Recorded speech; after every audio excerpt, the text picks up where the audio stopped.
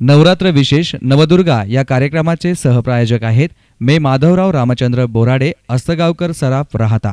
सर्व मंगल मांगल्ये शिवे सर्वार्थ साधिके शरण्ये त्र्यंबके गौरी नारायणी नमोस्तुते। या देवी सर्वभूतेषु मा रूपेण संस्थिता, या देवी सर्वभूतेषु शक्ति रूपेण संस्थिता, या देवी सर्वभूतेषु बुद्धि रूपेण संस्थिता, या देवी सर्वभूतेषु लक्ष्मी रूपेण संस्थिता। नमस्तस्यै नमस्तस्यै नमो नमः। या आदिशक्तीला, या अंबा मातेला वंदन करून तुम्हा सर्वांचं भक्तिभावानं स्वागत आहे S9च्या नवरात्रोत्सव विशेष नवदुर्गा या कार्यक्रमात। आजच्या या माळेला आपल्याबरोबर आहेत ग्रामीण रुग्णालय पुणतांबाच्या वैद्यकीय अधीक्षिका सन्माननीय डॉक्टर सौभाग्यवती स्वाती विजय म्हस्के मॅडम। सरकारी डॉक्टर्स यांच्या यादीतलं अतिशय अग्रक्रमानं घेतलं जाणारं नाव सन्माननीय डॉक्टर सौभाग्यवती स्वाती विजय म्हस्के मॅडम। मॅडम नमस्कार। जाणून घेणार आहोत हा सगळा प्रवास गप्पांच्या माध्यमातून। मॅडम, S9च्या सर्व महिलांना, प्रेक्षकांना ऐकायला आवडेल तुमचं माहेर कुठलं? माझं माहेर मूळचं नाशिक जिल्ह्यातलं कळवण तालुक्यामध्ये मानूर हे गाव माझ्या वडिलांचं। अगदी सप्तशृंगीच्या पूर्ण 7 डोंगरांमध्ये वसलेलं आमचं गाव आहे की जिथे आम्ही पावसाळ्यात म्हणतो प्रत्यक्ष काश्मीर। पण आता माझे आई वडील नगरला सध्या सेटल्ड आहेत आणि अहमदनगरच आता तसं माझं माहेर आणि सासर दोन्ही झालंय। हे जे माहेर आहे या माहेरी तुम्ही सदस्य झालात तो दिवस, थोडक्यात तुमचा वाढदिवस। माझं वाढदिवसाची तारीख आहे 21 फेब्रुवारी 1974। माझा जन्म निफाडचा आहे नाशिक जिल्ह्यामध्ये। या माहेरच्या परिवाराबद्दल सविस्तर जाणून घ्यायला आम्हाला आवडेल। माझ्या माहेरी माझे आई वडील आहेत, आता वृद्ध आहेत। वडिलांचं वय जवळजवळ 79 आणि आईचं वय 69 आहे, पण अजूनही पाहिलं तर एकदम ठणठणीत प्रकृती सांभाळून आहे। आणि 4 बंधू आहेत, मला 4 वहिन्या आहेत आणि मला 10 भाचे आहेत। 10 भाच्यांची आत्या तुम्ही आहात? हो, 10 भाच्यांची आत्या मी आहे। तर वैद्यकीय अधीक्षिका आहात म्हणजे अर्थातच पदव्युत्तर शिक्षण वैद्यकीय क्षेत्रातलं घेतलंय तुम्ही। हो। पण आम्हाला आवडेल पहिलीपासूनच्या शिक्षणाचा, बालवाडीपासूनचा प्रवास ऐकायला आवडेल। माझे वडील कायम बदलीच्या ठिकाणी आमची शिक्षण झाली बऱ्यापैकी। माझं बालवाडी आणि पहिलीचं शिक्षण पाथर्डीला झालं। त्यानंतर वडिलांची बदली नगरमध्ये झाल्यानंतर 1ली ते 4थी मी बालक मंदिर महिला मंडळ या शाळेमध्ये होते। 5वी ते 7वी मी सीताराम सरडा हायस्कूलमध्ये होते आणि त्या काळात आमच्याकडे भाऊसाहेब फिरोदिया हायस्कूल अत्यंत गाजलेली शाळा आणि माझी फार इच्छा होती की आपण त्या शाळेमध्ये शिकावं आणि तिथे मला ऍडमिशन लहान वयात तुम्हाला कळत होतं की ती चांगली शाळा आहे आणि आपण शाळा आहे आणि आपण तिथे शिकावं, कारण तिथली मुलं नेहमी मेरिट लिस्ट मध्ये यायची आणि त्यांची नावं कायम वृत्तपत्रांमध्ये असायची। तर वडील माझे जिल्हा परिषदकडे इंजिनियर होते, तर त्या काळामध्ये जिल्हा परिषदच्या एम्प्लॉईजला तिथे जागा असायच्या। पण वडिलांनी तेव्हाच मला आठवते सांगितलेलं की मी काही तुझ्यासाठी पत्रबित्र देणार नाही, तुझं ॲडमिशन तूच करायचं। 7वीला असताना मला मग मी जिद्द घेतली आणि ओक मॅडम होत्या मला, तर त्यांच्या सहकार्याने 7वीला मी स्कॉलरशिपला जिल्ह्यात पहिली आले। आणि मला अजूनही तो क्षण आठवतोय की माचवे सर म्हणून अत्यंत म्हणजे शिस्तप्रिय सर, ते संध्याकाळच्या वेळेला माझ्या घरी येऊन माझ्या आईला म्हणाले की आम्हाला ही विद्यार्थिनी आमच्या शाळेमध्ये पाहिजे। आणि अशा रीतीनं मी सीताराम सरड्यातनं 7वी ते 10वी भाऊसाहेब फिरोदियामध्ये केलं।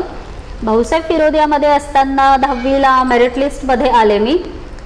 त्यावेळेला माझा 14वा नंबर आला होता संपूर्ण राज्यामध्ये आणि गणिताचं आणि संस्कृताचं बक्षीस मला मिळालं होतं त्या काळात। त्यानंतर 11वी 12वी अ सोसायटीच्या शाळेमध्ये केलं मी आणि MBBSला मग भारती विद्यापीठ मेडिकल कॉलेजमध्ये केलं। मग मध्यंतरी MBBS झाल्यानंतर जवळजवळ 12-13 वर्षांचा गॅप गेला आणि त्यानंतर मग मी MS गायनॅक केलं, ते मुंबईच्या प्रसिद्ध अशा ग्रँड मेडिकल कॉलेज वैद्यकीय विद्यालय आणि सर JJ ग्रुप ऑफ हॉस्पिटल्समध्ये मला काम करण्याची संधी मिळाली. खूप सुंदर प्रवास आहे. जाणून घेतानाच जेवढं तुम्हाला तुमच्या गुरूंबद्दल अभिमान आहे, गुरूंना शिष्येबद्दल होता की ही विद्यार्थिनी आम्हालाच हवी.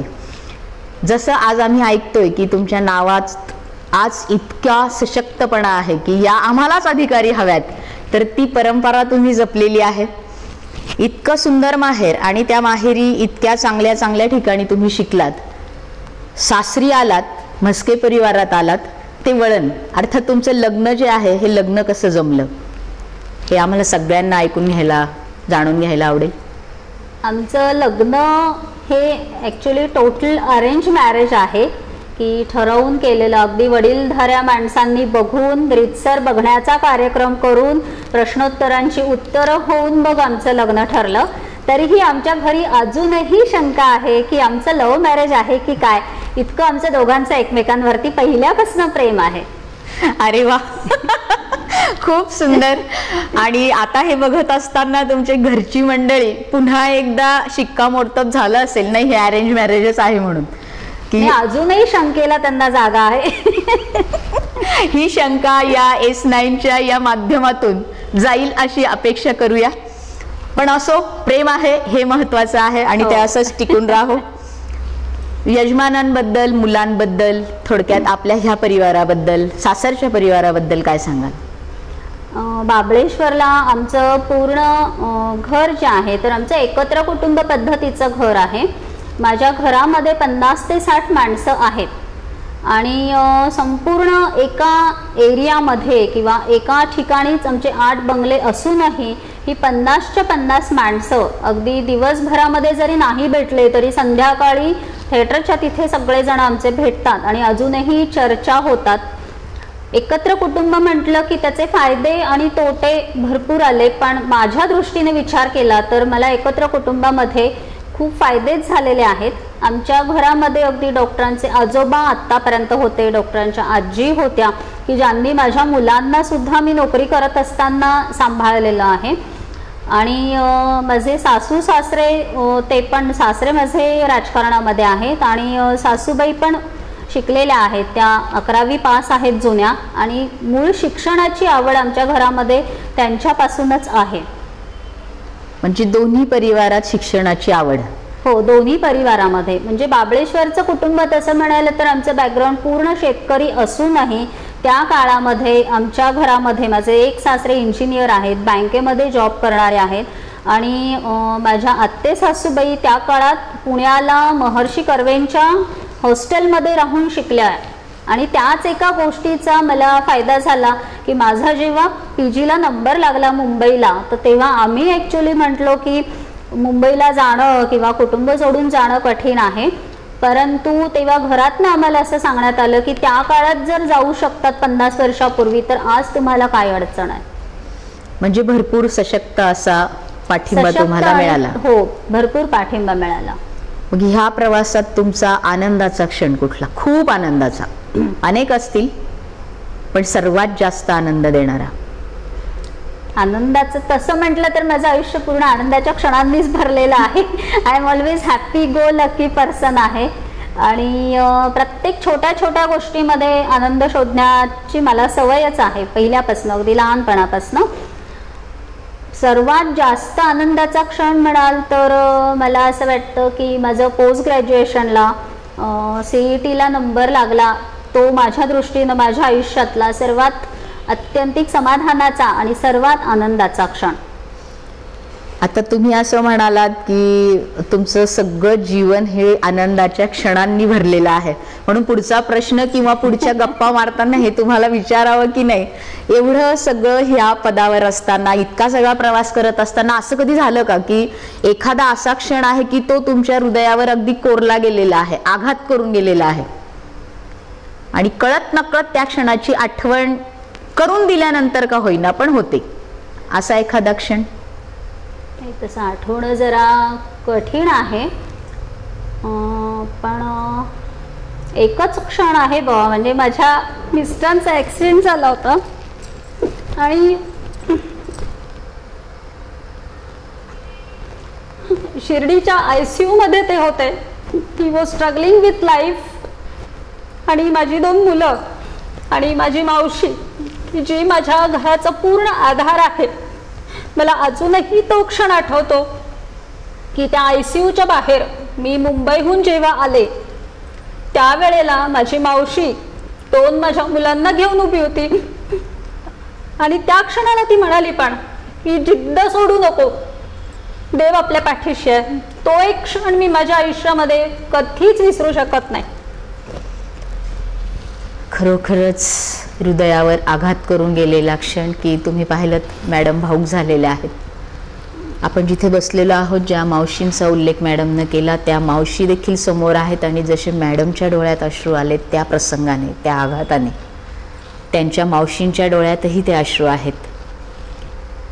सतत आनंदी असणाऱ्या एका महिलेच्या आयुष्यात असा पण आघात देणारा क्षण येऊ शकतो. पण तरीही आपले मावशीचे शब्द की देव, आणि या देवावर प्रचंड नितांत अशी गाढ श्रद्धा ज्यांची आहे, या प्रश्नानं मॅडम भाऊक झालेल्या आहेत. प्रत्येक महिलेच्या आयुष्यासाठी तिचा कुंकवाचा धनी किती महत्त्वाचा आहे यात आपण पाहिलं. आणि या भाऊक अशा वातावरणानंतर या गप्पांच्या सफरीला असंच पुढे नेणार आहोत. पण तोपर्यंत वेळ आहे विश्रांतीची. बघत रहा S9. सर्वमंगल मांगल्ये शिवे सर्वार्थ साधिके. नवरात्र विशेष नवदुर्गा या कार्यक्रमाचे सहप्रायोजक आहेत मे माधवराव रामचंद्र बोराडे, अस्तगावकर सराफ, राहता. मे माधवराव रामचंद्र बोराडे, अस्तगावकर सराफ, राहता. सोने चांदीचे व्यापारी. सर्व प्रकारचे ग्रह राशींचे सर्टिफाईड रत्न मिळतील. KDM बिगर डागी दागिने मिळतील.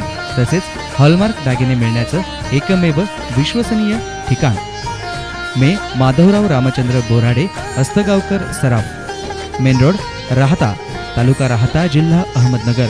Proprietor Ashok Sheth Madhavrao Borade, Akshay Ashok Sheth Borade, MBA Canada MBA.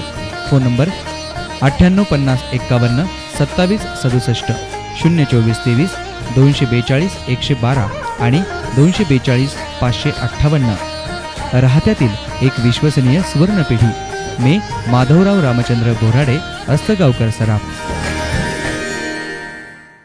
सर्वमंगल मांगल्ये शिवे सर्वार्थ साधिके. विश्रांतीनंतर पुन्हा एकदा S9च्या नवरात्रोत्सव विशेष नवदुर्गा या कार्यक्रमात आपणा सर्वांचं भक्तिभावानं स्वागत. या गप्पांच्या सफरीला पुन्हा एकदा सुरुवात करतो आहोत.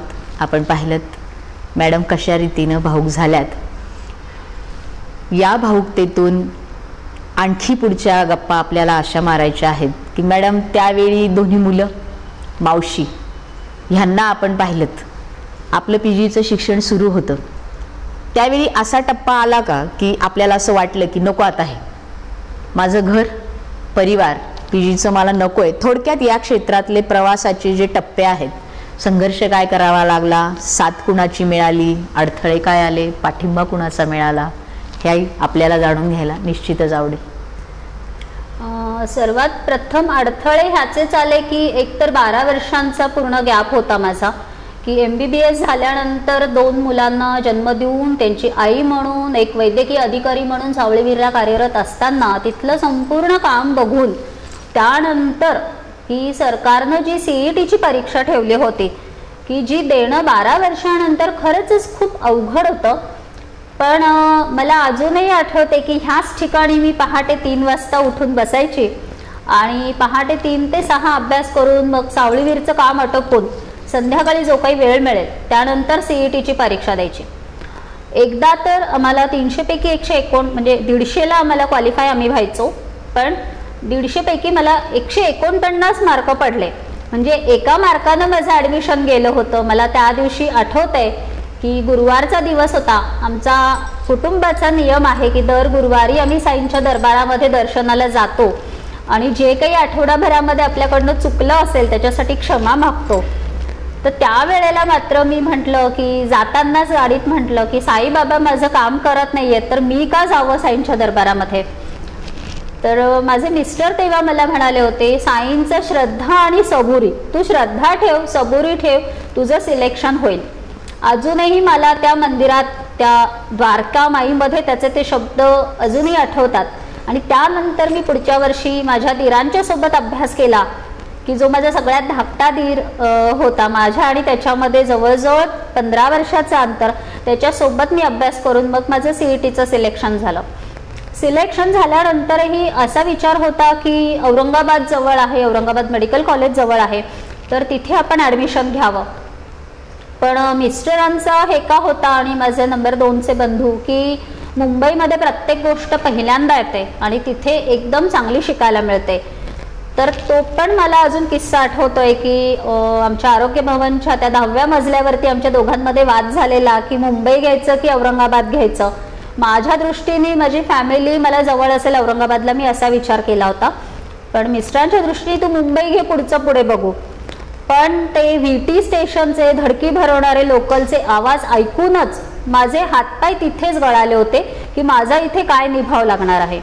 त्यानंतर JJ मध्ये शिकत असताना असे खूप प्रसंग आले की ज्या वेळेला एक तुम्ही ज्युनियर रेसिडेंट म्हणून तुम्ही जेव्हा काम करता तेव्हा तुमच्या वयापेक्षा निम्म्यानं वय असणारी मुलं तुम्हाला म्हणतात की काय तुला समजत नाही का, हे काम असं करायचं होतं. त्या प्रत्येक क्षणाला वाटायचं की आता सामान उचलावं आणि निघून जावं. मला माझा जॉईनिंगचा दिवस सुद्धा अजूनही आठवतोय की आमच्या आदरणीय डॉक्टर डावर मॅडम तिथे होत्या आणि त्यांच्याकडे जेव्हा मी हजर होण्यासाठी गेले तर त्यांच्या आधीचे जे CR होते त्यांना त्या इतकं ओरडत होत्या की मला बाहेर येऊन हळूच म्हणाले, तुझं सामान काही सोडू नको, नाही जमलं तर उद्याच्या गाडीनं परत जाऊ. पण त्या रात्रभर मी तिथल्या त्या 29 नंबर वॉर्डमध्ये खूप विचार केला की आपण एक 4-5 वर्षे ज्या गोष्टीसाठी झटलो आहोत ती गोष्ट मिळवण्यासाठी मी इथून परत जाणार नाही, काहीही हो. मध्यंतरीच्या काळामध्ये मग मिस्टरांचा ॲक्सिडेंट झाला. पण त्या ॲक्सिडेंटच्या काळामध्ये पण माझ्या दोन्ही मुलांनी, तेव्हा त्यांची वय हार्डली एक 5 वर्ष आणि मुलगा असेल माझा 10-11 वर्षाचा, आठवडाभर ॲक्सिडेंट झाल्यानंतर सुद्धा मला त्यांनी पुसटशी सुद्धा कल्पना फोनवर येऊ दिली नाही. मला तेव्हाच कळालं की जेव्हा माझे मिस्टर ICU मध्ये ॲडमिट होते. पण तिथून जेव्हा मी आले परत तेव्हा बऱ्याचशा वैद्यकीय क्षेत्रातल्या मान्यवरांनी सुद्धा आणि कुटुंबियांनी सुद्धा, अगदी माझी आई सुद्धा मला म्हणाली की मला असं वाटतं तू तुझ्या निर्णयाचा एकदा फेरविचार करावा. त्याच्या आधी सुद्धा ती मला जातानाही एकदा म्हणाली होती की तू बघ बर का, नाहीतर मग म्हणजे सांगायला हरकत नाही की मिस्टरांचं शिक्षण ते डिप्लोमा चाइल्ड आणि तू जर MD डिग्री करत असशील तर अभिमान पिक्चर होऊ शकतो. पण मला इतकी गॅरंटी होती माझ्या मिस्टरांची आणि त्यांच्या कुटुंबियांची सुद्धा की असं काहीही त्याच्या डोक्यामध्ये पुसटचं सुद्धा येणार नाही. आणि मला ते आईचे शब्द अजूनही आठवतात की माझे वडील आणि डॉक्टरांचे वडील ते दोघंही मला म्हणाले की आम्हाला असं वाटतं तुम्ही तुमचा निर्णय परत एकदा घ्यावा. पण ज्या दिवशी डिस्चार्ज केलं आमच्या डॉक्टरांना त्यांनी सांगितलं की तू जर इथे राहिलीस तर तो माझा पराभव असेल, त्यामुळे तू परत जाणार आहेस. आणि तेवढ्या जोमानं मग मी तिथे परत गेले. परत गेल्यानंतर सुद्धा 3ऱ्या वर्षी असताना बरेचसे असे प्रसंग होते की माझं वय त्यावेळेला होतं जवळजवळ 33-34 वय होतं आणि बरोबरची काम करणारी मुलं होती साधारण 25 वर्षाची. त्यांचं फिजिकल कपॅसिटी किंवा त्यांची शारीरिक, त्यांची मानसिक अवस्था आणि त्यांच्याबरोबर अभ्यास करताना आपली शारीरिक आणि मानसिक अवस्था किंवा बौद्धिक अवस्था सुद्धा, या सगळ्या गोष्टींचे विचार करताना खूप वेळा वाटायचं की परत जावं. मुलांशी व्हिडिओ कॉन्फरन्सिंगवर बोलल्यानंतर तर असं वाटायचं की आत्ताच्या आत्ता VTला जावं आणि आपली परतची गाडी पकडावी. पण परत कुठेतरी वाटायचं की नाही, जे ध्येय साध्य करण्यासाठी आलोय ते सोडून आपण इथून परत जायचं नाही. छान. म्हणजे जी हमी, जी गॅरंटी तुम्हाला सरांची, डॉक्टरांची आणि तुमच्या परिवाराची सासरच्या होती, तर आम्हाला सरांबद्दल, ज्या दोन्ही मुलांचा आपण उल्लेख केलाय त्या दोघांबद्दल सविस्तर जाणून घ्यायचंय. आमचे सर म्हणाल तर एकदम तत्ववादी माणूस आहे. एक वेळ मी कधी कधी तत्व सोडेल पण ते कधी सोडणार नाही. आणि आपण ज्याला म्हणतो की इन्स अँड आउट्स, म्हणजे एकदम प्युअर सोल ज्याला म्हणतो, he is that type of person की जे मनात आहे तेच बाहेर आणि जे बाहेर आहे तेच त्यांच्या मनामध्ये. आणि मुलं माझी म्हणाल तर म्हणजे मी अत्यंत लकी आई असेल की जिची मुलं की तिला सपोर्ट करतात की नाही तू कर मम्मा, आम्ही आहोत. अजूनही माझी कन्या मी खाली सेक्शनला जाणार असेल तर मला म्हणते मम्मा ऑल दी बेस्ट, म्हणजे प्रॉब्लेम नाही काही. म्हणजे मला आणि त्या शुभेच्छांचं किंवा मुलांच्या दृष्टिकोनातनं जर विचार केला तर अशी मुलं प्रत्येकाच्या पोटी जन्माला यावं असंच वाटणार आहे. मुलगा माझा सध्या 12वी करतोय आणि कन्या माझी 7वीत आहे. नाव सांगा. अद्वैत आहे, तो नगरला असतो सध्या, 12वीचं शिक्षण घेतोय सायन्समध्ये. आणि कन्या 7वीला सेंट जॉन इंग्लिश मिडियम स्कूलमध्ये आहे सध्या, अनुष्का म्हणून. आणि एकदम चुलबुली नावाची, एकदम म्हणजे ज्याला आपण म्हणतो की प्रत्येकाला, मी तर नेहमी म्हणत असते प्रत्येकाला एक मुलगी असावी. आणि एक मुलगी असण्याचं जे काही सुख आहे, जे काही भाग्य आहे, तिच्यामुळे आम्हाला लाभलेलं आहे. आणि ती आहे तर घर आहे, ती नाही आहे तर घरामध्ये एकदम शांतता. आणि आत्ता सुद्धा 2 मिनिटापूर्वी ती म्हणाली तुला माहिती होतं तर तू का नाही तयारी केलीस मम्मा, आता ऐन वेळेला का बरं पळापळ. आणि शी इज व्हेरी पार्टिक्युलर. मी खूप आनंदी आहे की अशी 2 मुलं मला आहेत. म्हणजे खरंच मुलगी ही चिमणी असते, ती असताना तिचा तो चिवचिवाट आणि ती नसतानाची ती जी शांतता आहे ती नकोशी वाटते. आणि आम्ही सर्वजण पाहतो आहोत तिला समोर बसलेलं. तर नकळतच तुम्ही संदेश देखील दिलेला आहे की प्रत्येक घरात मुलगी असावी, स्त्री जन्माचं स्वागत व्हायला हवं. हे सगळं करत असताना तुमचा छंद कुठला आहे आणि तो तुम्ही कसा जपता? मला गाणी ऐकण्याचा खूप छंद आहे.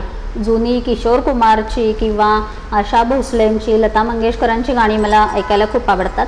त्यातल्या त्यात मराठी गाणी ऐकायला मला खूप आवडतं. माझं नेहमी स्वप्न आहे की माझं एक छान फार्म हाऊस असावं, त्याच्यामध्ये छान चोपाळा टांगलेला असावा. हे हसू येईल तुम्हाला, पण त्या चोपाळ्यावर मस्त मी लोळत असावं निवांत क्षणी, कॉफीचा मग असावा, सुंदर आवडणारं मराठी पुस्तक असावं, मागे गाणी सुरू असावीत, हिरवं बॅकग्राऊंड असावं, आजूबाजूला 2 तास कोणी येऊ नये. S9च्या वतीनं शुभेच्छा की असं तुमचं फार्म हाऊस, तुमच्या स्वप्नातलं फार्म हाऊस लवकरच व्हावं. पुस्तकाचा पण उल्लेख केलात तर आवडतं पुस्तक कुठलं आहे? आवडतं पुस्तक म्हणाल तर तशी खूप पुस्तकं मला वाचायला आवडतं. मला थोडंसं आध्यात्मिक आणि धार्मिक वारसा माझ्या आईवडिलांकडनं आणि सासरच्यांकडनं पण आहे. तर धार्मिक पुस्तकं तर मी वाचतेच, पण त्यासोबत सुद्धा म्हणजे अगदी जुनं आपलं कर्णाचं एक मी वाचलेलं पुस्तक किंवा ययाती म्हणाल वि. स. खांडेकरांचं, किंवा अगदी आपण रिसेंटली एक ब्रेन प्रोग्रामर म्हणून पुस्तक आलेलं आहे तर ते पण मी वाचते. सगळ्यात महत्त्वाचं म्हणजे पुस्तक वाचताना असं काही ठरवलेलं नसतं की ह्या पुस्तकाची क्वालिटी काय आहे किंवा त्यातनं फक्त जे आपल्याला आवडतंय ते घ्यायचं. पुस्तकामध्ये टिकमार्क करायला आवडतं, बुकमार्क ठेवायला आवडतं. आणि मग जेव्हा किंवा अगदी आपण म्हणतो की फार उदास वाटतं किंवा आपल्याला असं वाटतं की नाही काहीतरी आपण कुठेतरी आपला मूड कमी राहतोय, अशा वेळेला अशी जी काही उत्साह देणारी वाक्य असतात किंवा जी प्रोत्साहन देणारी वाक्य असतात ती मला परत परत वाचायला नेहमी आवडतं. त्या फार्म हाऊसमध्ये पुस्तक वाचायला आवडेल आणि आवडती गाणी, मराठी गाणी मग फक्त ऐकायला आवडतील का? आज S9च्या या विशेष उपक्रमात ते तुम्ही आम्हाला ऐकवलं तर छान वाटेल. नाही, मी गाणं म्हटलं तर S9चे प्रेक्षक पळून जातील आणि मला असं नकोय, कारण आपल्याला अजून कार्यक्रम बराच पुढे न्यायचा आहे. नाही, तुम्ही तुमचं आवडतं मराठी गाणं गाणार आहात. अरे बापरे. मला सगळ्यात जास्त आवडणारं मराठी गाणं एक आहे, संधिकाली या आशा धुंदल्या दिशा दिशा सांज येई अंबरी. रम्य, आता आठवत नाही प्रॉपर. मराठी नाही तर दुसरं म्हणा मग, पण गाणं म्हणा. अरे बापरे. S9चा विशेष असा कार्यक्रम, उपक्रम आहे हा. गाणं म्हणायला जर त्यात तुमच्याकडून ती S9ला प्रेक्षकांना भेट असणार आहे. बापरे, ताला सुरात मला तर अजिबातच गाता येत नाही. म्हणजे गाणं गुणगुणायला आवडतं, पण ते कोणी ऐकावं असं काय फारसं श्रवणीय असेल असं वाटत नाही मला.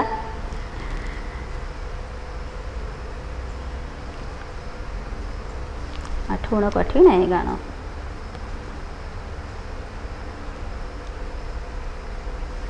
बापरे. हिंदी गाणं एक माझं अत्यंत आवडीचं आहे. बाबा ते काय गं, रिमझिम गिरे सावन. आता नाही आठवणार.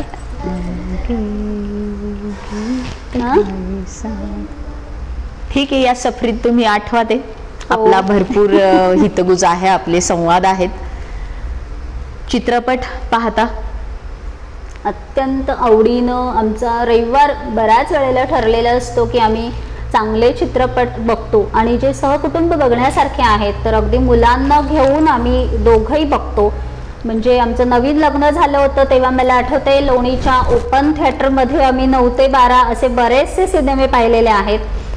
आणि ती ओपन थिएटरची जी गंमत होती की जी मी आधी कधीच आयुष्यामध्ये अनुभवलेली नव्हती. आमच्या घरी स्वतःचं हनुमान थिएटर होतं, तिथे पाहिलेले सिनेमे त्या मागच्या भिंतीला टेकून अगदी लोळून आणि आपल्याला पाहिजे त्या पोझिशनमध्ये राहून ते पाहिलेले सिनेमे अजूनही ते क्षण मला आठवतात. मग आवडता चित्रपटही लक्षात असेलच? सर्वात आवडता चित्रपट माझा अर्थ आणि अर्धसत्य. अर्थ आणि अर्धसत्य, श्याम बेनेगल. हो. म्हणजे चित्रपटाच्या बाबतीतही तुमची आवड अगदी तुमच्या पीजी सारखीच. आम्हाला हा हटके आहे. हा म्हणजे हटके आहे. मूवीज डॉक्टरांची आणि आमची ह्या बाबतीत आवड एकदम कॉन्ट्रास्ट आहे, एकदम विरुद्ध आवड आहे आमची. पण तरी तुम्ही दोघं विरुद्ध आवड असली तरी बरोबर बसून सिनेमे पाहता? हो, म्हणजे त्यांचे हलके फुलके सिनेमे मी एन्जॉय करते आणि माझे जड सिनेमे मग ते मध्ये मध्ये ब्रेक घेऊन बघतात, पण बघतात. जड म्हणजे वास्तववादी? वास्तववादी. मॅडम, एव्हाना गाणं आठवलं असेल? हो, म्हणजे प्रयत्न करते मी. ला ला ला ला ला ला ला ला ला ला ला ला ला ला ला ला ला ला ला. दो लफ्जों की है दिल की कहानी, या है मोहब्बत या है जवानी. ला ला ला ला ला ला ला ला ला. ये कश्ती वाला क्या गा रहा था, कोई से भी याद आ रहा था. किस्से पुरानी यादें पुरानी, दो लफ्जों की है दिल की कहानी. आठवलं पण सुंदर म्हटलात, अगदी सुंदर. S9च्या वतीनं तुमचं अभिनंदन. म्हणजे तुम्ही जे म्हटलात की श्रवणीय वगैरे नाहीये तर आहे, सुरेख, छान.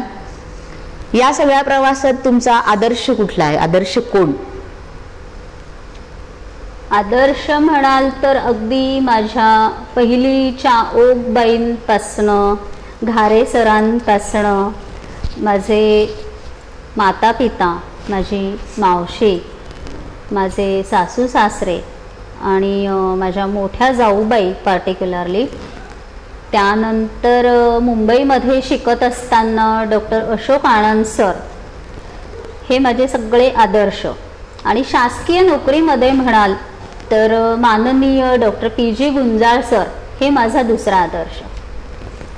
छान. म्हणजे बरीचशी आदर्शांची मांदियाळी तुम्हाला आशीर्वादपर आहे. हो, मार्गदर्शनपर आहे. एवढ्या या आयुष्यात असं फार काय, म्हणजे तुमच्याकडे पाहिल्यानंतर अजून तुम्हाला खूप काही हॅपीली अनेक क्षण तुम्हाला जगायचे आहेत, त्या मोमेंट्सचा आनंद घ्यायचा आहे. पण तरीही जेवढं आयुष्य आजपर्यंत झालंय त्यात माझ्याकडनं काहीतरी करायचं राहिलंय, अशी काही खंत, अशी काही उणीव मनाला जाणवते का?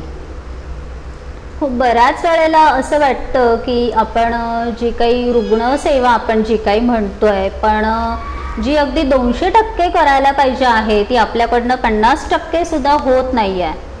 अजूनही कित्येक गरीब रुग्ण उपचाराअभावी किंवा केवळ माहिती नसल्यामुळे चुकीच्या पद्धतीनं उपचार पद्धती घेतल्यामुळे ह्या ज्या काही गोष्टी आहेत, ज्याला आपण अंधश्रद्धा निर्मूलन म्हणू, ज्याला आपण अज्ञान म्हणू, किंवा सगळ्यात महत्त्वाचं म्हणजे की स्त्री भ्रूण हत्येविरोधात खूप काम करायचं आहे आणि ते आपल्याकडनं पाहिजे तेवढ्या प्रमाणामध्ये करता येत नाहीये, ही खंत नेहमी वाटत राहते. जे एवढं काम केल्यानंतर सुद्धा वाटत राहते. यावरून तुम्ही अतिशय प्रामाणिक आहात.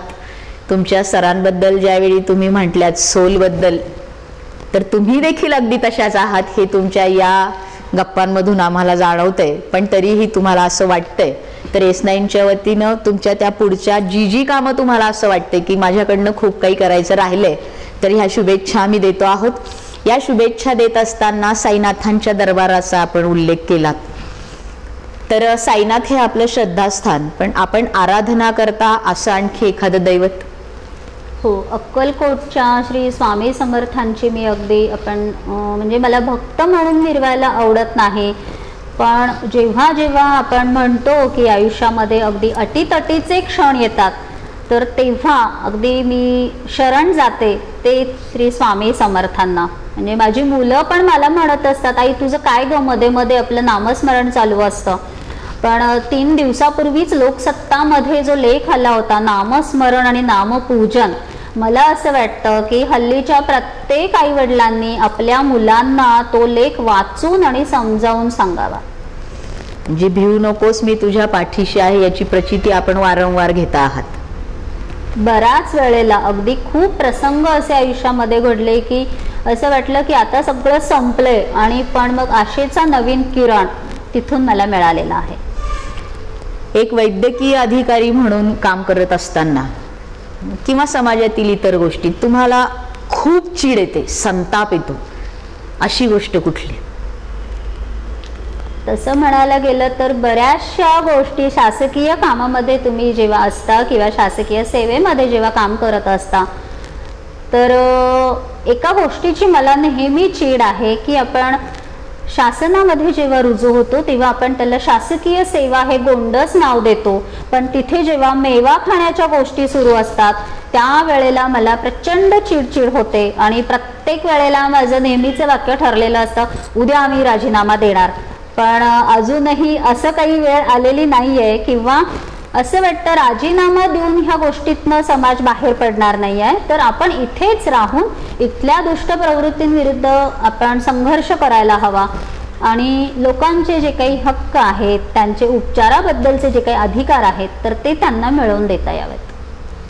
आपल्याला सेवा करायची आहे, पण आपण मेवा हा उल्लेख केलात, तर ह्या क्षेत्रात जर तुम्ही नसत्या तर तुम्ही कुठल्या क्षेत्रात असत्या?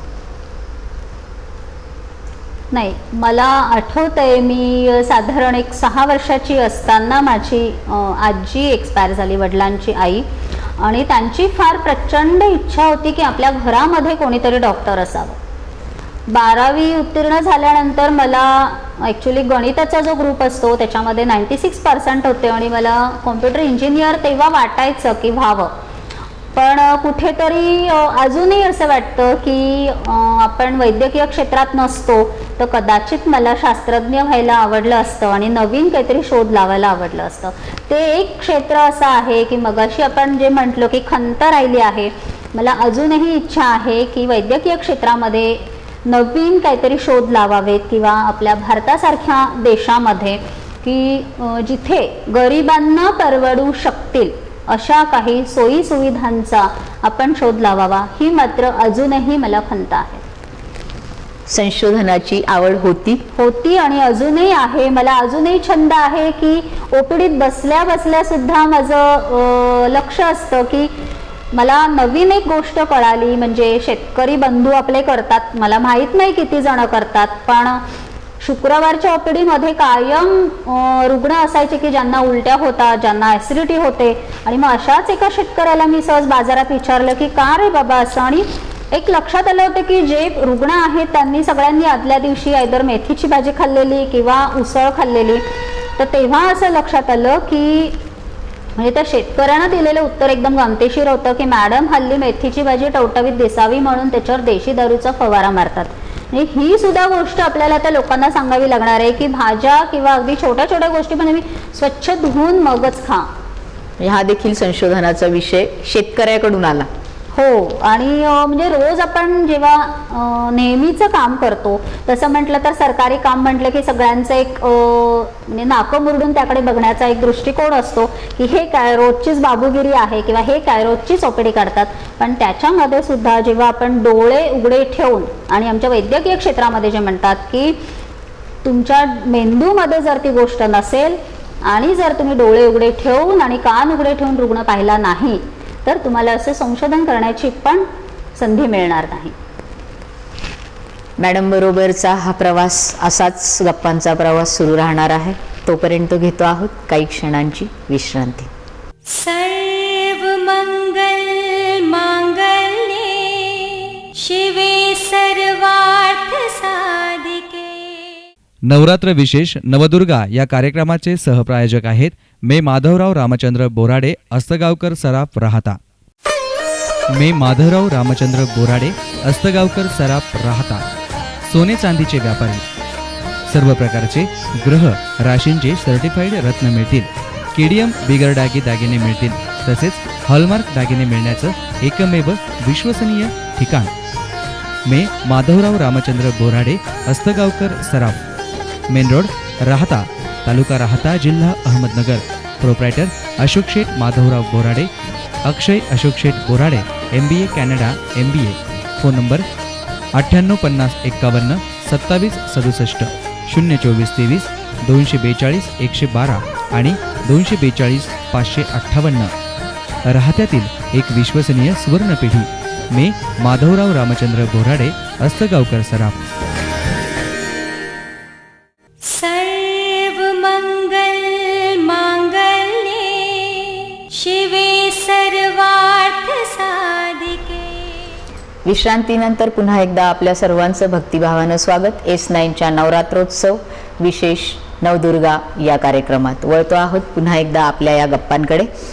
मॅडम, ज्या सेवेत आपण आहात, ज्या शासकीय कामात आहात, अशा पदावर आहात की एखादी क्रिमिनल केस आहे, मोस्ट वॉन्टेड अशी केस आहे आणि त्या केससाठी तुम्हाला आम्ही असं ऐकलंय की कोर्टातही जावं लागतं आणि काही तास तुम्हाला तिथे बसून राहावं लागतं. अशा वेळी तुम्हाला काय वाटतं की आधीचं आपण जे म्हटलं होतं की यात नसते तर बरं झालं असतं, दुसरं काही, तर त्यावेळेच्या भावना? क्रिमिनल केसेस म्हणाल तर अगदी क्षुल्लक मारामारीच्या केसेस असतात की ज्याच्यासाठी आमचा एक पूर्ण दिवस ह्या कामासाठी खर्च होतो की ज्या वेळेला आम्ही किमान इकडे 50 रुग्ण बघू शकतो, त्यांना सेवा देऊ शकतो. ही पहिली गोष्ट. दुसरी गोष्ट अशी आहे की आता तरी इन कॅमेरा ट्रायल्स होतात, पण बऱ्याचशा तालुका लेवलचे जे कोर्ट्स आहेत तर तिथे अजूनही रेप केसेसच्या संदर्भामध्ये जे काही हिअरिंग चालतं किंवा जे काही प्रश्नोत्तरं चालतात तर अक्षरशः म्हणजे आपण साक्ष देताना सुद्धा तेव्हाची परिस्थिती आमच्यासाठी ती अत्यंत लाजिरवाणी परिस्थिती असते. मला असं वाटतं की ह्या संदर्भामध्ये काहीतरी आपले नवीन नियम यावेत की जेणेकरून असे मर्डर किंवा 302ची साक्ष द्यायला आम्ही जेव्हा जातो किंवा ह्या क्रिमिनल केसेस किंवा रेप केसेसच्या संदर्भात जेव्हा साक्ष द्यायला जातो तर कोर्टांमध्ये किमान आमच्यासाठी सकाळी 11ची वेळ राखून ठेवली तर आमचा जो पूर्ण दिवस तिथे उभं राहून किंवा नुसतं जाऊन येण्यामध्ये वाया जातो तर तसा जाणार नाही. अशी कोणती गोष्ट आहे की जी तुम्हाला येते पण ती इतरांना माहिती नाहीये? छुपा हुनर थोडक्यात. नाही, असं काहीच नाहीये. सगळ्या गोष्टी माहिती आहेत. हो, आयुष्यामध्ये प्रत्येक गोष्ट ओपन टू ऑल आहे. छान. मग अशी कोणती गोष्ट आहे की जी तुम्हाला बिलकुल येत नाही, ती करताना तुम्हाला अवघडल्यासारखं वाटतं किंवा प्रचंड भीती वाटते, अशी कोणती गोष्ट आहे? नाही, मला नाचता अजिबात येत नाही आणि मला भयंकर उत्सुकता आहे आणि माझ्या मुलीकडे बघून मला नेहमी वाटतं की मला सुंदर डान्स करता यायला हवा होता. मला लहानपणी कथ्थक शिकण्याची फार आवड होती, पण काय कधी म्हणजे त्या क्षेत्रामध्ये अंगही वळलं नाही आणि मी वळले नाही. अंगही वळालं नाही, तुम्ही वळालं नाही, त्यामुळे मी नंतर प्रयत्नही सोडून दिले. एवढ्या मोठ्या पदावरची महिला जिचं साहित्य वाङ्मय किती महान आहे हे त्यांच्या गप्पांवरून, तुमच्या गप्पांवरून आमच्या लक्षात येते. 15 वर्षाच्या गॅप नंतर जेव्हा तुम्ही पदव्युत्तर शिक्षणासाठी वळालात किंवा जो पाठिंबा डॉक्टरांचा होता, इतरांचाही होता, त्यावेळी तुम्ही गायनॅकच का निवडलं? 2 प्रसंग मला अजूनही आठवतात. आपल्या शिर्डीचा जो बस स्टँड आहे तर तिथे आपण ज्याला एक मनोरुग्ण महिला होती आणि म्हणजे पूर्वी जेव्हा माझी सावळी विहीरला बदली होती, मी रिक्षानं अपडाऊन करायचे तेव्हा, तर त्या मनोरुग्ण महिलेला मी रस्त्यावर बाळंत होताना पाहिलं आणि त्या क्षणी मी ठरवलं होतं की नाही, मला करायचं तर मला स्त्रीरोग तज्ज्ञच व्हायचं आहे, मला दुसऱ्या कुठल्याही क्षेत्रामध्ये पोस्ट ग्रॅज्युएशन करायचं नाही आहे. आणि हेच एक असं क्षेत्र आहे की जिथे तुम्ही नवनिर्माणाचा आनंद एका पूर्ण कुटुंबाला देऊ शकता. तर गायनॅकमध्ये म्हणाल तर त्याच्यामध्ये सुद्धा वंध्यत्व निवारण ही जी शाखा आहे किंवा ज्याला आपण इन्फर्टिलिटी म्हणतो की ज्यांना मूलबाळ होत नाही अशी जी जोडपी आहेत, ती ज्या सामाजिक दुःखातनं, ज्या वैयक्तिक दुःखातनं जातात, तर त्यांच्यासाठी कमीत कमी पैशांमध्ये किंवा कमीत कमी मोबदल्यामध्ये आणि अगदी ग्रामीण भागाच्या लेव्हलपर्यंत किंवा ग्रामीण आपण ज्याला म्हणतो की तळागाळापर्यंत ही इन्फर्टिलिटीची किंवा वंध्यत्व निवारणाची सेवा मला देण्याचं मी पूर्वीपासून ठरवलेलं होतं आणि सध्याही माझं त्या क्षेत्रामध्ये संशोधन आणि काम आवडीनं चालू आहे. म्हणजे त्या मनोरुग्ण महिलेची जी वेदना, त्यातून तुमची संवेदना जागली किंवा जागली गेली, अगदी सहवेदना म्हणाल तरीही चालेल आणि त्यातून ही गायनॅकची भावना निर्माण झाली. एका थोडक्यात ही संवेदना, सहवेदना की ती माझ्यासारखी स्त्री आहे आणि तिला ह्या वेदना, आणि यातून तुम्ही हा विषय निवडलात. मॅडम, जेव्हा तुम्ही या क्षेत्रात काम करत आहात त्यावेळी सरकारी क्षेत्रात हे काम करत असताना राजकीय क्षेत्राचा दबाव तुमच्यावर आलेला आहे का? नाही, दबाव घेऊन जर मी काम केलं असतं तर मी काम करूच शकले नसते. आणि राजकीय दबाव असं काही त्याला म्हणता येत नाही, कारण वैद्यकीय क्षेत्र आपण ज्याला अगदी नोबल प्रोफेशन आहे त्याच्यामध्ये तुम्ही कुठली गोष्ट दबाव आणून करू शकत नाही. कारण दबाव कुठे येतो की जिथे काहीतरी चुकीच्या गोष्टी घडतात. आणि मला नाही वाटत की शासकीय सेवा करताना किंवा आपण ज्याला म्हणतो प्राथमिक आरोग्य केंद्र किंवा ग्रामीण रुग्णालयांमध्ये काम करताना हा दबाव येतो म्हणजे छोट्या छोट्या गोष्टींसाठी येतो की आमचं एखादं पोस्टमार्टम आहे, मॅडम लवकर करून द्या.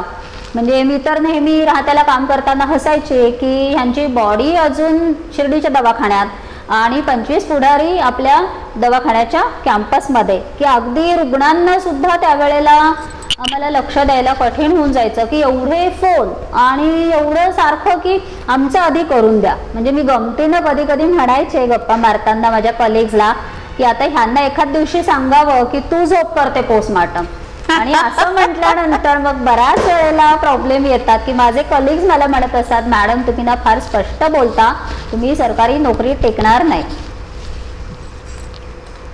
मग आत्ता जो तुम्ही पोस्टमार्टमचा विषय सांगितलात, तर समजा तुम्ही ओपीडीत आहात आणि पोस्टमार्टमसाठी आलेली आहे एखादी केस आणि त्यावेळी मात्र दबाव चाललाय की आत्ता तुम्ही जे म्हटलात, तर त्यावेळी तुम्हाला अर्थात या प्रश्नातूनच म्हणजे ओपीडीतच निश्चितच आवडेल किंवा ती परिस्थिती तुम्ही कशी हँडल कराल? हो, अशा वेळेला कुठल्याही डॉक्टरांचा किंवा कुठल्याही नातेवाईकांचा मला असं वाटतं की पहिला प्रेफरन्स आपण ज्याला म्हणतो तो आपण रुग्णसेवेला द्यावा. कारण पोस्टमार्टम करणं हे मला नाही वाटत की कुठल्याही इमर्जन्सी सेवेमध्ये येतं. समजा एखादी त्यावेळेला डिलिव्हरी चालू आहे तर माझी सर्व परिसरातल्या लोकांना पण ही विनंती राहील. आपल्याकडे असं असतं की कधी एकदा म्हणजे डेड बॉडी ताब्यात मिळते, कधी एकदा आम्ही सगळे त्याचे संस्कार उरकतो आणि मोकळे होतो. तर असं नाही आहे. आणि माझं एक नेहमीचं म्हणणं असतं की जे डॉक्टर समजा आता बऱ्याच वेळेला असं व्हायचं की आम्ही डिलिव्हरीमध्ये अडकलेलो असायचो आणि इकडे पोस्टमार्टमला उशीर झाला म्हणून अगदी पेपरमध्ये बातम्या येईपर्यंत आमच्यावरती चिखलफेक पण झालेली आहे. पण त्याच्यामध्येही मी अजूनही म्हणेल की माझा पहिला प्रेफरन्स त्या नवनिर्माणालाच असेल किंवा रुग्णांच्या सेवेलाच असायला हवा. छान. म्हणजे ज्यावेळी अशा काही रुग्णसेवेत किंवा तुमच्या क्षेत्रात झटपट निर्णय घेणं हा सगळ्यात महत्त्वाचं, की तुम्हाला डिसिजन जो आहे हा खूप झटपट घ्यावा लागतो. आणि ह्या क्षेत्रात जरी तुम्ही आल्या नसत्या तरी तुमच्या जे आम्ही ऐकलंय त्यावरून 7वीतला तुमचा निर्णय ज्यावेळी आम्ही ऐकलात तर ही डिसिजन पॉवर जी आहे ती तुम्हाला खूप जन्मजात मिळालेली आहे असं म्हणूया. आणि त्याचा फायदा तुम्हाला कुठे कुठे झालाय. नाही मला आणि तोटा पण असू शकतो. झटपट निर्णय घेण्याचा तोटाही असू शकतो.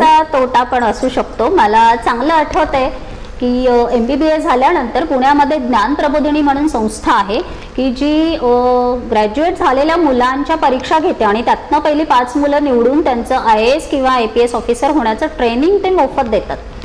तर MBBS झाल्यानंतर मी पण ती परीक्षा दिली. मी त्याच्यामध्ये 2री आले होते. पण वडील माझे तेव्हा शासकीय सेवेमध्ये होते आणि ते त्यांचं एक मत होतं, एक वडील म्हणून असेल कदाचित, बरोबरही असेल त्यांच्या ठिकाणी ते, की नाही मी जोपर्यंत खुर्चीवर आहे तोपर्यंत आपण तुझं लग्न करू आणि मग काय तुला व्हायचंय कलेक्टर वगैरे, तसंही तू मराठा समाजामध्ये असल्यामुळे आपल्या समाजामध्ये तशी मुलं मिळणं कठीण आहे, तर तू आधी लग्न कर आणि मग आपण ठरवू.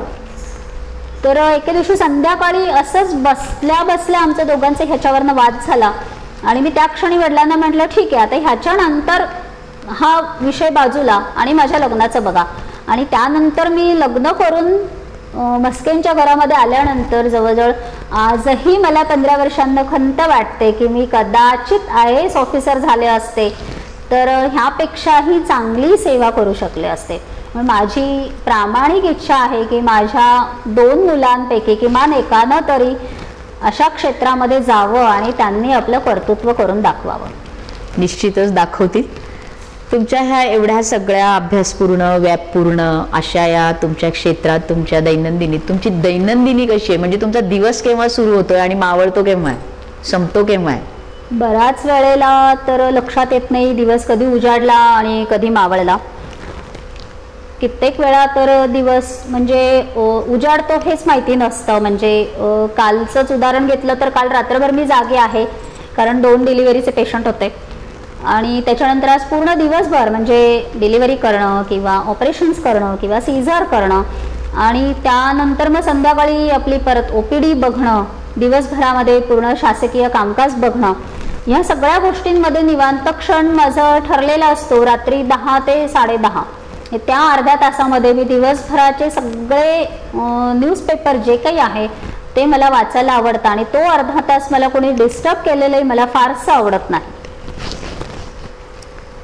आज तुमच्याशी आम्ही ज्या दिलखुलास गप्पा मारलेल्या आहेत, तुम्ही तो प्रतिसाद S9च्या माध्यमातून अतिशय सुरेख दिलेला आहे. तर ह्या S9च्या कार्यक्रम उपक्रमाबद्दल तुम्हाला काय वाटतं, प्रतिक्रिया काय असणार तुमची? S9चा हा जो उपक्रम आहे हा अत्यंत स्तुत्य असा उपक्रम आहे. कारण आपल्या समाजामध्ये आपण ज्याला म्हणतो की पडद्यामागचे कलाकार किंवा ग्रामीण क्षेत्रामध्ये अजूनही चूल आणि मूल किंवा मुलीचं लग्न 18व्या वर्षी करून टाका, ही जी कन्सेप्ट आहे ही कुठेतरी मला वाटतं बाजूला होईल. आपण किमान ह्या नवदुर्गांना पाहिल्यानंतर आपल्याला असं वाटेल की नाही माझ्याही प्रत्येकाच्या घरामध्ये एक नवदुर्गा जन्माला यावी आणि त्या दुर्गेनंही असंच काहीतरी काम करावं. मला असं वाटतं की हा जो कार्यक्रम आहे हा सर्व महिलांना आणि तसंच प्रत्येक मुलीच्या असणाऱ्या वडिलांना सुद्धा प्रेरणादायी ठरेल. धन्यवाद मॅडम. आणि आता तुमचा आपण या कार्यक्रमाच्या उत्तरार्धात पोचलेलो आहोत. रॅपिड फायर राऊंड सुरू होतो आहे. अगदी सेकंदात तुम्ही येस नो हो नाही मध्ये उत्तर देणार आहात किंवा आन्सर इन 1 वर्ड असणार आहे, एका शब्दात देणार आहात. अच्छा.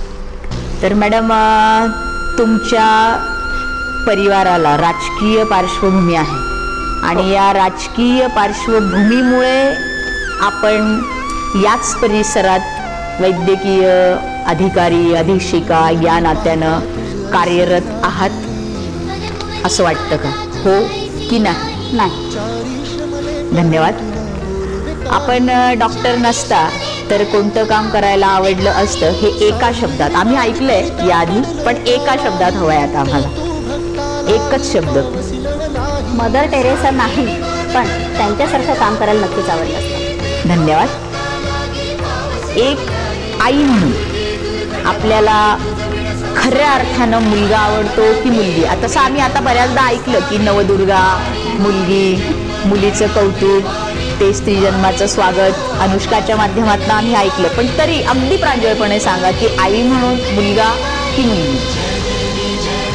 नाही, माझ्या दृष्टीनं जन्माला येणारं प्रत्येक मूल हे आपल्या कौतुकाचं, आपल्या अभिमानाचं असावं असं वाटतं. म्हणजे आपल्या दोघांच्या रक्तामांसानं बनलेलं तो जीव, अत्यंत तो सुसंस्कृत आणि एक चांगला भारताचा नागरिक म्हणून त्यानं जगावं आणि आपल्या देशाची सेवा करावी असं वाटतं. त्याच्यामध्ये मुलगा मुलगी असं काही नाही, दोघांनाही समसमान संधी देण्यात यावी. आमच्यापेक्षा तिसरा पर्याय तुम्ही निवडलेला आहे. धन्यवाद मॅडम. घरात तुम्ही दोघंही डॉक्टर असताना असं कधी वाटलं नाही का की यजमान डॉक्टर नसते तर फार बरं झालं असतं? असे क्षण खूप वेळा आले, डॉक्टर नसते तर बरं झालं असतं असं बऱ्याच वेळा वाटतं. म्हणजे वाटतं दोघांना एकमेकांसाठी फार कमी वेळ देता येतो. आणि स्वतःला असं वाटलं का की सरकारी सेवेत असण्यापेक्षा आपली आपली प्रायव्हेट प्रॅक्टिस असती तर जास्त चांगलं राहिलं असतं? नाही, असं कधीच नाही वाटलं. नाही. अगदी पोस्ट ग्रॅज्युएट करून आल्यानंतरही मला बिलकुल असं काही वाटलं नाही की पुणतांब्यासारख्या ग्रामीण भागामध्ये सुद्धा मी काम करण्याची संधी शोधते. तिथे डोंगावून आलेला प्रत्येक पेशंट मला असं वाटतं नदी ओलांडून तर माझ्यासाठी येतं. म्हणजे हो, जे आहे त्यात समाधान आहे. अत्यंत समाधानी आहे. समजा मॅडम तुम्ही एकट्या आहात रुग्णालयात आणि त्यावेळी 2 अपघातग्रस्त रुग्ण आलेले आहेत आणि दोघांचीही अवस्था बिकट आहे, पण त्यातील एक सर्वसामान्य असा रुग्ण आहे आणि दुसरा तुमच्या नात्यातला आहे. प्राधान्य कुणाला द्या? सर्वसामान्याला. धन्यवाद मॅडम. या रॅपिड फायर राऊंडची उत्तर अगदी, आणि एक उत्तर तर आपण अगदी हटके दिलत, आम्हाला S9ला विचार करायला लावलत. धन्यवाद. धन्यवाद मॅडम. S9च्या या नवरात्रोत्सव विशेष उपक्रम, हा विशेष असा कार्यक्रम नवदुर्गामध्ये आपण सहभागी झालात. अगदी दिलखुलासपणे आपण महिलांशी आमच्याशी संवाद साधलेला आहे. जिल्हाभरातील महिला आज तुमच्यापासून, या दुर्गेपासून निश्चितच प्रेरणा घेणार आहेत. तर आज आपण होतो आजच्या या माळेला ग्रामीण रुग्णालय पुणतांबाच्या वैद्यकीय अधीक्षिका सन्माननीय डॉक्टर सौभाग्यवती स्वाती विजयराव म्हस्के मॅडम यांच्या समवेत. सरकारी डॉक्टरांच्या नामावलीत ज्यांचं नाव अग्रक्रमानं घेतलं जातं 15 वर्षांच्या गॅपनंतर, या गॅपनंतर ज्यांनी एक गृहिणी, एक आई असताना आपलं शिक्षण अतिशय सक्षमपणानं मुंबईसारख्या राज्याच्या राजधानीत पूर्ण केलं आणि स्वतःला अशा काही जाणीवा आहेत की त्या माझ्या उणीवा आहेत आणि त्या भरून काढण्यासाठी देखील ज्या आज तेवढ्याच तत्परतेनं तयार आहेत. डॉक्टर असताना संशोधनात देखील ज्यांना प्रचंड असा रस आहे आणि मुलांच्या माध्यमातून IPS, IAS सारखं स्वप्न ज्या पूर्ण करू इच्छित आहेत, अशी एक उत्तम अशी गृहिणी, उत्तम अशी माता, उत्तम अशी सून, उत्तम अशी लेख आज आपल्या समवेत या माळेला होती. उद्या आपण अशाच एका दुर्गेसह नवदुर्गा या S9च्या नवरात्रोत्सव विशेष या उपक्रमात, या कार्यक्रमात भेटणार आहोत. अशाच एका दुर्गेला हसत रहा, बघत रहा, मातेची आराधना करत रहा. S9चा विशेष असा नवरात्रोत्सव कार्यक्रम उपक्रम नवदुर्गामध्ये.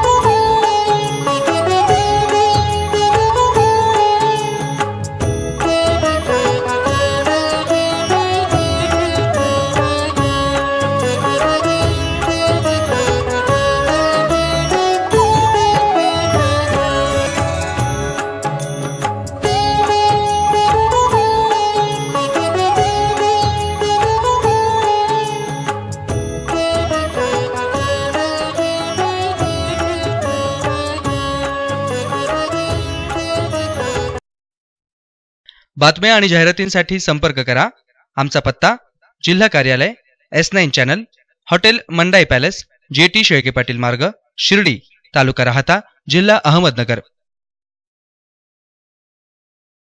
मोबाईल क्रमांक 997571 7437 आणि 997024 9759.